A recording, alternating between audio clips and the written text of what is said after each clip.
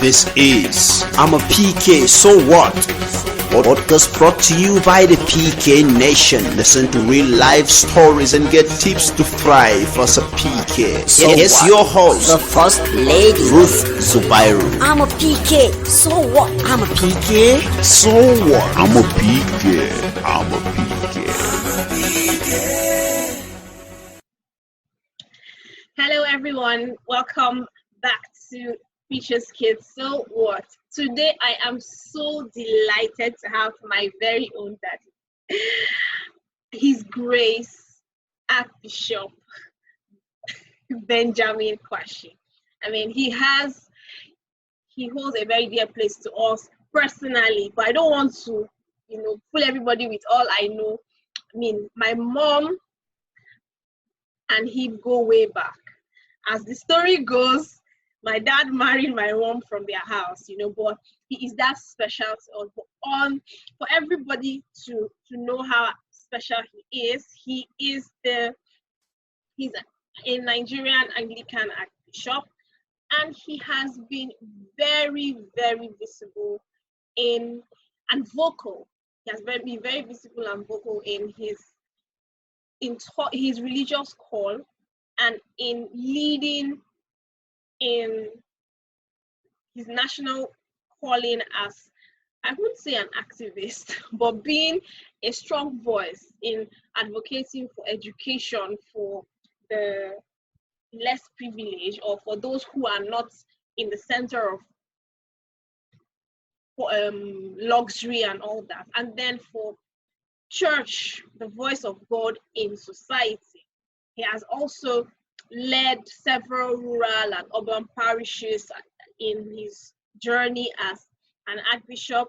He is a leading name in the Anglican realignment, GAFCON 2, which he will tell us more about in a few seconds. He also suffered attacks from the violence in the northern region of Nigeria, where he and his wife had to literally be held for their life.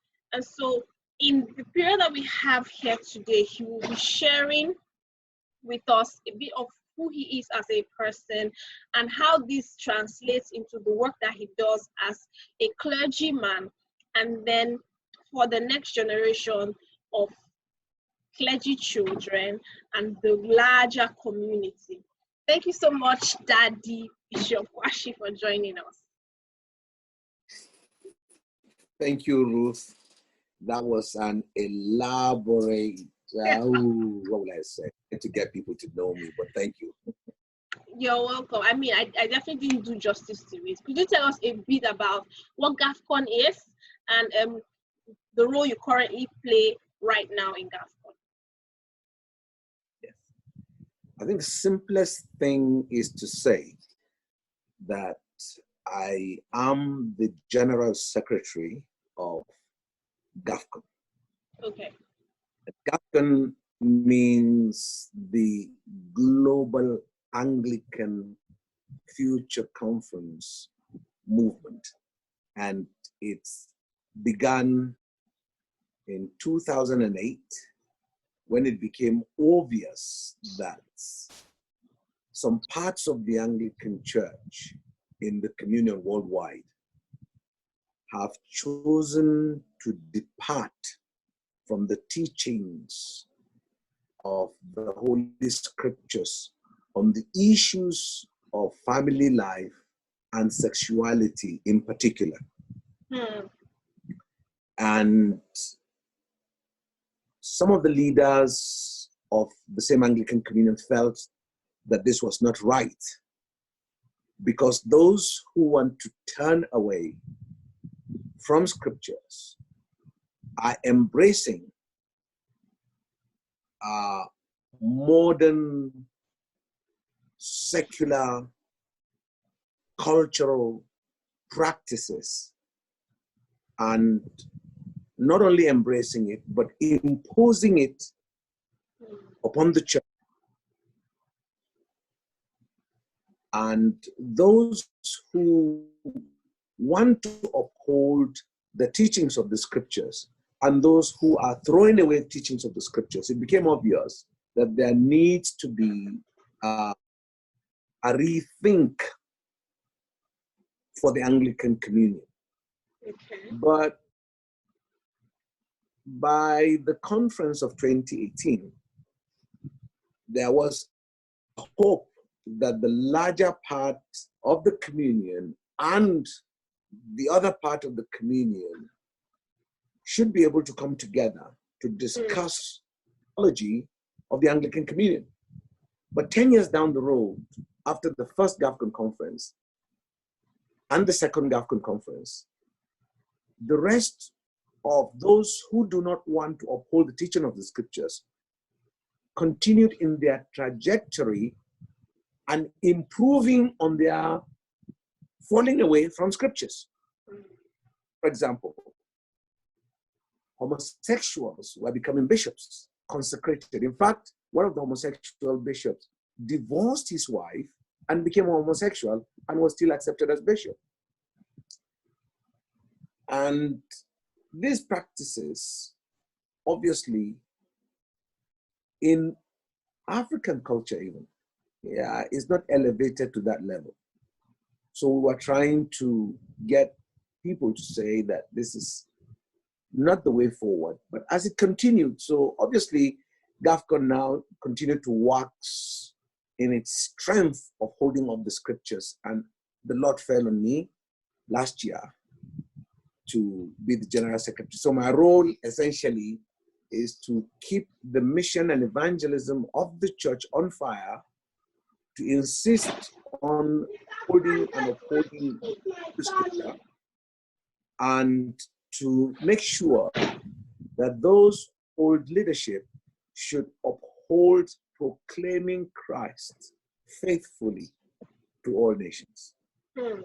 Proclaiming Christ faithfully to all nations. I mean, that's the mandate of Christianity in a nutshell. And it brings us to the crux of what we would like you to share, the idea of being a 21st century Christian, because a lot of people are led to believe that certain things don't hold water, or certain things are for in those days. And so being a 21st century Christian means that I would carry on some other things that were not done before. Now, but what does it mean to be a 21st century Christian? What are the things that are non-negotiables, if we would call them that? And then how can we see it, and then how can we imbibe that in our day-to-day life? The 21st century Christian is no different from the first century Christian after the resurrection of Christ. That will not change until Jesus comes. By that time, eternity begins. Because the non-negotiables include the fact that Jesus actually did die for our sins and was raised, and he released the Holy Spirit at Pentecost. And the apostles actually had that experience and began to preach Christ crucified. That is non-negotiable. Secondly, those who believed in the resurrection of Christ found themselves in a new way of life, that in their faith believe their sins are forgiven. Okay. And when Jesus comes into their life, they become a new creature. They become born again. They become regenerated. They become transformed. And all of that put together creates inside of them a sense of Jesus in them to begin to transform where they are and transform the community where they are and transform, and they just become living transformers wherever they go. This is not to say that they will not wear jeans, they will not wear earrings, but you will know them because they will not tolerate sin. They will not be spectators where evil is. They will militate against it. They will fight it. They will not compromise holiness of life and living. But most importantly, they take their instructions for living. As in the first century Christians, so in the 21st, take instructions for living from the Bible. So it doesn't matter whether it is courtship and marriage, the Bible is the guide. It doesn't matter whether it is family life and raising children, the Bible is the guide. It doesn't matter whether it is going to the university, teaching in the university, working in government, working anywhere, the Bible is the guide. Now, taking a life outside of the Bible will immediately draw a line with the first century Christians would not even tolerate. Mark you, the first century Christians were Christians in hiding because they were roasted for 300 years. The Christian life in the first century was not a luxury life. And so to be a Christian is not a luxurious life. It is a life of militating daily against Satan and all his works. It's a life of baptism in Christ, dying and being raised with Christ. It may cost your life. It may cost your job. It may cost many things. But that is what it takes to be a Christian in the 21st century. Let me even tell you, in the 21st century, I think that the issues are even bigger because in the Western culture, and please remember that every culture is man-made. It's a creation of human. But when culture takes on the place to replace the gospel, that creates a huge controversy. And people are elevating culture in the church in the 21st century and claiming to be Christians. Oh no, like any other culture, even the culture of the times in the first century, there is the good, there is the evil in our local cultures. There is the beauty and the art in our local cultures, in any culture. But we cannot take culture 100% without putting it under the microscope of the gospel. Because when culture supersedes the gospel, it is no longer Christianity. Deep points there, very deep points. When culture supersedes the gospel, it is no longer the gospel. Now, so this lockdown period, this is happening in March/April 2020. There is the coronavirus, and there is almost like a partial lockdown globally. People are being restricted, no flights in or out, places of worship are shut down. So what has this lockdown period taught us? Because we're all used to going to church. We're all used to a certain way of worship, especially for those of us who are not in places where they're running for their lives, but we're used to public gatherings. Sometimes their only interaction with their Bible or with God is in the church. So, but what has this lockdown period, what is it trying to teach us with regards to how we worship? Well, number one, the lockdown is not new in history,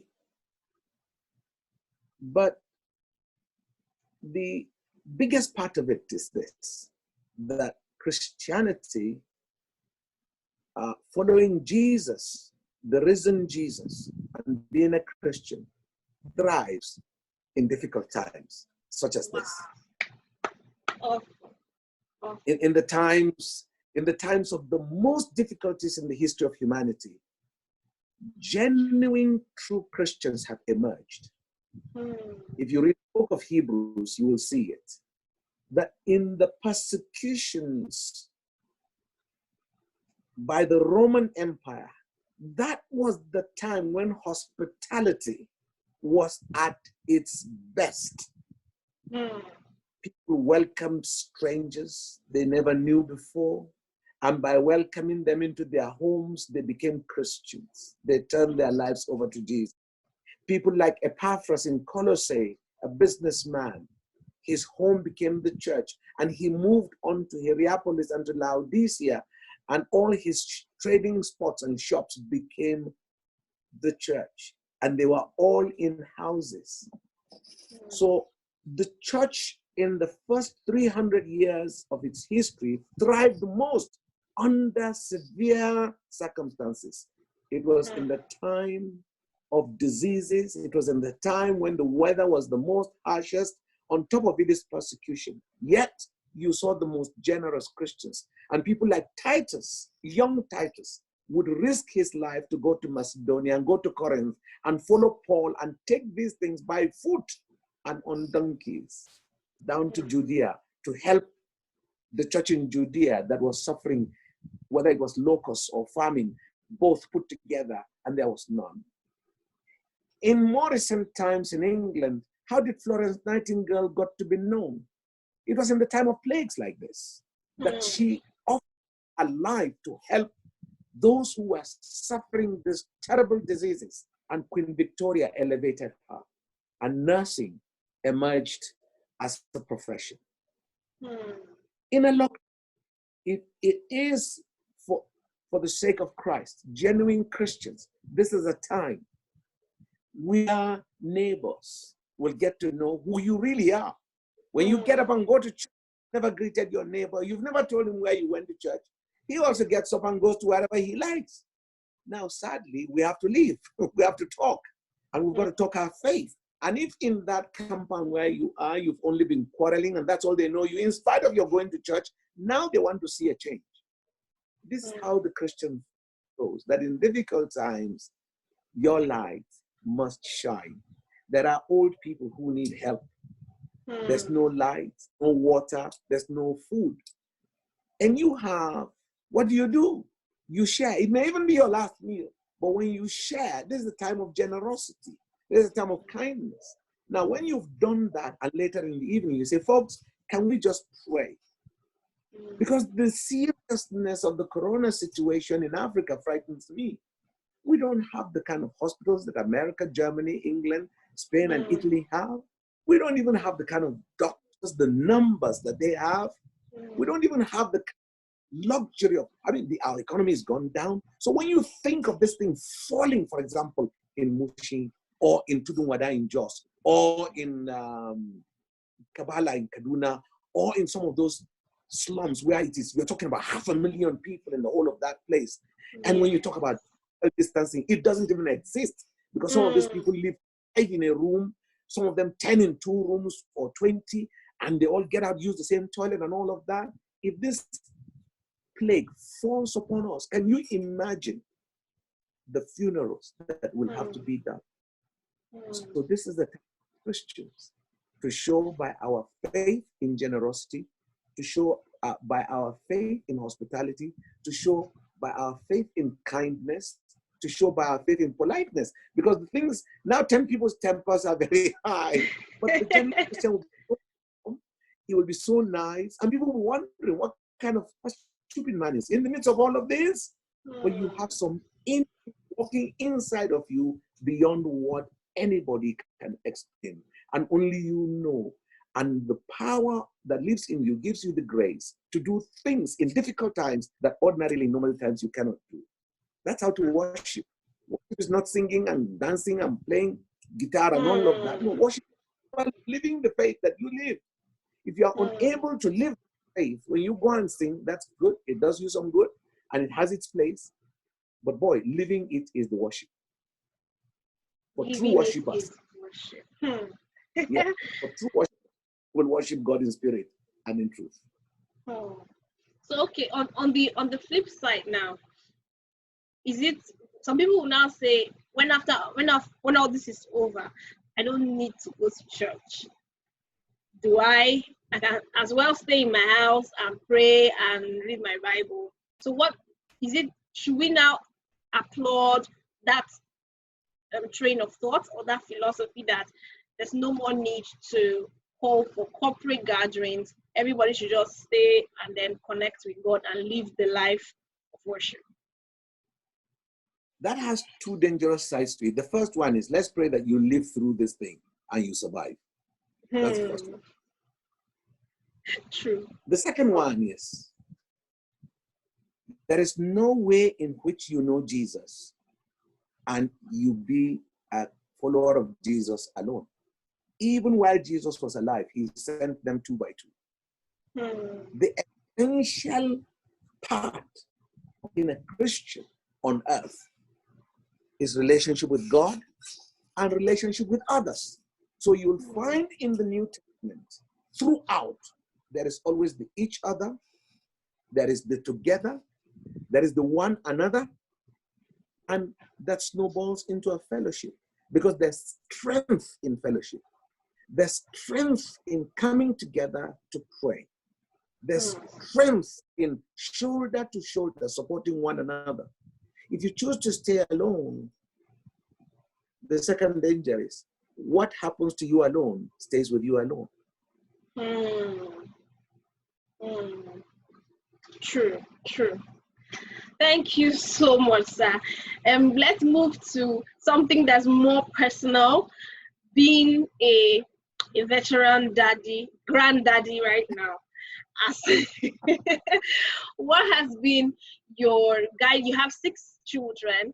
What has been your guiding principle in raising your children, especially as a pastor? Of course, you started having your children when you were already a pastor, and so how did you raise them? One of your sons is an ordained minister in the Anglican Communion. So for many pastors, that is, it's a mark of an approval or a good mark that your son followed your footsteps. Everybody wants their children to follow their footsteps. So how did you raise your children? What was the guiding principle to ensure that you would raise them to be godly and then to even follow in the ministry? The first guiding principle was me. I disappeared into thin air about age 18, 17 there. Okay. So my father didn't know who I was, my mother didn't know where I was. Nobody knew where I was, except my older brother, who was a pilot with KLM Lagos. But even I eluded him because Nigeria was so good at that time. I had a lot of money, so I vanished. Then Jesus met me. And when he did, it was a remarkable experience in Ojo. I will never forget. Some wonderful evangelists, an Anglican evangelist, sharing tracts and talking to people. And I blew my cigarettes over his face. Long and short, in less than 10 minutes, I was weeping and crying. And that was the last time I smoked or even drank. So when I gave my life to Jesus, I realized that a wayward child is not what I want. I don't need a wayward child like me. So I prayed, I cried every day. I said, Lord, even if I will have a child, please don't let, because now I have a call of God on my life. I don't know how to handle an unbeliever child or a wayward child. I just don't know. Please help me. And God was so gracious to me because I now listened. I became a roving evangelist in Lagos. And then I listened to advice and I went to seminary. And it was a good seminary because I started from diploma. I did a diploma, higher diploma, and then bachelor's in divinity. So it took me a long while to study. I became very interested in pastoral clinical Christian psychology and counseling. That was the area because I really don't want to have an unbeliever children. So I met my wife, present wife. She also came to study. And I told her my whole life story, which she didn't believe because it's too good to believe that somebody in a wayward part of life can so come to be a Christian like I have become, unwilling to go to the rural ministry being a Lagosian, you know. But that is my call. That's my life. That's all I want to be. So she didn't believe it until she met with some of my classmates from military school, and they would tell us some of the stories. She said, "Were you really that bad?" And of course, my mother. Then we got married, and I begged her to join me in prayers that we should ask God to show us mercy and give us grace to raise children. But in my studies also, I found out that the only way to raise children, no other way, is to be truthful with your children. In every way. Can you take that again, please? The only way to raise children is to be truthful with your children in every way. Let them see your love for God as being genuine, and that you are not a hypocrite, and that you are not doing something differently and doing something differently outside. Let them see you preach, let them see you live it. And let them see you with your wife. Let your wife also be herself with her husband. Let them see you help your wife. Let them see you in every way. They follow me to the shops, they follow me to the club, they follow me to the swimming pool, they follow me to pepper soup house, they follow me to the church, they follow me everywhere. And they didn't see me with rules. The rules for all of us was the Bible. So I did not invent rules. We all obeyed the same rules on the same basis. We all did that. It was easy when they were age 1 to 5. But when they get to 12 to 16, they were criticizing me like crazy. Sermon was too long. In your sermon, you said this. What do you really mean? And I have to be patient to answer their questions. When they became 6, it got worse, because now the oldest was by now 18 and the youngest was about 6. So the children, as typical children are, would usually have their meetings, and the only enemy they had was daddy.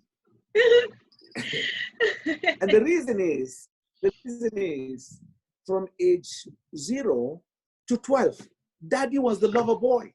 I was never around. So when I came, I brought gifts. I was this. But from 12 to 18, even if I was not in, I had the final say. And I know it all, because I have to be a father, I have to be a priest, and I have to correct them and guide them. I have to be there for them all. They are now thinking they are adults, they are not full adults, they can make decisions, and their decisions are usually wrong. And so I stand my ground, and you get that battle between age 12 to 18. And I stood my grounds, and every time I stand my grounds, I stand it on scripture. In God's grace, I had a similar upbringing, so that when I was now 17 and I bolted from home, I was tired of my father, tired of my mother, tired of prayer meeting, tired of all of that. But when I found that they were right, I stuck to my guns. But let me tell you the best part of it. I found my wife also an extreme gifted evangelist to children. She's just, because all my 6 children were schooled at home. All of them. They don't have any primary certificate other than her signatures on a piece of paper. Wow. How she does it, I don't know. And so the children got to know Jesus pretty early and make youth commitments on their own, and then made the final commitments when they leave home. So they leave home 16, 17, and then they encounter the world in the university, and they make the final commitment on their own. So Jesus belongs to them on their own, not because we did, but the foundations were laid. And Gloria starts the day for them by 6 o'clock with a prayer meeting, which is usually a simple worship of 30 minutes. And we close the day at 8 o'clock with another prayer meeting, which is a bit longer, because we tell stories, we read books. So that is how the Lord has helped us so far. Now, they're all grown, and they come home, they know the routine. Nobody leaves the house after 8 o'clock. Nobody does. And nobody comes back home after 8 o'clock, later than 8. They know that. And everybody has to tell daddy or mommy where I am, where I'm going, even if they are overseas, as they are, many of them. Say, Dad, I had a good time and I went to this. It's not a hard and fast rule. It's just that when you create a relationship with your children and they trust you and they go into the world and finally see that you are right, they will always come back. True. This is not a foolproof text of how to raise children. But you ask me myself, and that's what I've done. Yes, every family is unique. And then I've heard a testimony you shared, but I would like you to reshare it, for the purpose of, this audience. What would your response be if any of your children decides that I don't want to follow Christ again, I don't want to be a Christian? What would your response be? I've had that with 2 children mainly, no, 3 mainly. Out of the 3 were blunt to tell me they're fed up.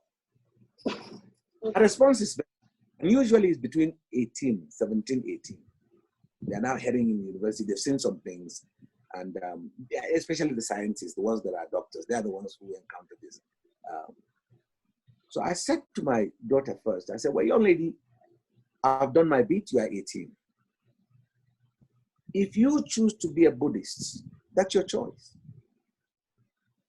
I will never hate you because you're my daughter. I love you. I will love you till death. I will love you, Buddhist, till you die. But just know one thing. When you die, I'm so certain I will be with Jesus. But where you will be, I don't know. It will pain me. The Bible calls a place hell for those who do not believe. I hope you don't end there. But I love you. Wow. It will stop me paying your school fees. It will not stop me paying your university fees. It won't stop anything. I will look after you because you're a human being. From my own body, you're my blood. The decision is yours. But just know this. For 18 years, I have told you who Jesus is, what he's done in my life, who God is, and who God is to me and to this family. And we parted ways. Well, the truth is, down the road before the year ended, she called and she went to a conference overseas. And she was so excited, didn't even want to talk to me. She talked to her mother. She'd made a commitment to Christ and was even speaking in tongues. And I told her, that's on Anglican. Anglicans don't speak in tongues. She said, shut up, Daddy. Oh my God. Wow. I mean, that's really amazing because we have some experiences or some cases where a pastor's child, a girl, gets pregnant out of wedlock, or the boy pregnant somebody, or joins a cult, and then the parents go all guns blazing, disowning and all that. And so it's the ripple that you're just talking about, love, is a very, very strong weapon. And thank you for sharing that with us. And I thank God for how he has helped you with your children. By God's grace, we'll have them here to share some other time. And so would you like to share what would your last words be for any preacher's kid who's listening, who is in that place where they're trying to decide, is this for me? Is this not for me? Is this my father's faith? Am I supposed to go this way? What would you say to that person? The first thing I would say to preachers themselves, father and mother, is don't let your children even know that you're praying for them. You must be in your closet, weeping and crying and begging God. When they are fast asleep, you go to their rooms, lay hands on them, and pray for them. Pray for their socks. Pray for their shirts. Pray. While they are growing, this is not something you do. This is something that should be a routine. While they are daily praying. And let them never even know that you're praying for them. Although occasionally you can ask them, do you want me to pray for you? Because the rebellion in a child can only be broken by Jesus himself, not by any father or mother. Believe me, Ruth, I was there. My mother spoiled my good name because she would take my name to prayer meetings, secret prayer meetings, mothers' guild meetings, women's guild prayer meetings, all over the town. So when I got converted, that was when I now got to know people I didn't know who were praying for me. When I became a bishop, some of these older women kept saying, Benji, hey, we prayed for you. I didn't know. My mother, anywhere she goes, her only trouble was Benji. So she would pray secretly with her prayer partners in church and everywhere else. So, and will feel very repulsive when they know you want to direct them to ministry or you want to this to the other, they rebel against it. None of my children have I ever asked to do any course of their life. They come by themselves to tell me. And Atu told me by herself. I wanted her to read English because she writes well. She said she's doing medicine. I said, look, you're not going to make it. Please do English. I mean, she didn't listen. She ended up a physician. Rinji, I just didn't even know what he would be in life. He's the kind of person whom God has just given. He's a talent. You see him read this thing. When you buy a machine, they give you the paper, how you fix it. If you see him read it, then nobody can fix it. He just knows things naturally. The day he came home and said the Lord was calling him, I couldn't believe that God would use such people. But he's the missionary now. Wow. The third thing, the fourth, the same thing as an engineer. The fourth is a doctor. The fifth, she's a lawyer. And the sixth, the last one, is now in veterinary medicine. All of them, they all came back differently, say, this is what God is calling me to do. We never push them, and it's not right to push. You can guide them. You can look at what they do. They're gifted with technology. They're the one who's the fourth, who's a physician also. He is gifted with computer, and I wanted him desperately to do computer. He desperately is going for medicine. He's finishing next June. So wow. That's how like kids are. They just frustrate you as a parent. You can see this boy can do this thing, and he wants to go and do the other. So just leave them alone. God is in charge. We cannot be God lives for our children. And believe me, each one of them has served in a missionary context. I don't know how many of them will end up serving the Lord in a missionary context, but each one of them, all six of them, they've gone on missions differently, Ghana, Uganda, on their own. They find the thing, and I fund it, and they go. Wow. This is amazing. Thank you so much for sharing this bit with us. I am very sure a lot of families would be blessed by what you have shared. It's something that everyone should really inculcate. So we don't believe in the one case fits all, and then one person knows what to do and all that. So if anyone wants to reach you, how can they reach you? They want to get in touch with you, connect with you, ask you a few questions, how can they reach you? Well, I'm on WhatsApp. I'm on Facebook. You know, we always touch base. Yeah. Okay. So everyone, look for him, Benjamin Kwashi. I will be putting the link under the post where this video is playing. So please do connect with him. And I love that your cowboy, that picture where you were dressed like a Texas person. Oh, really? I am.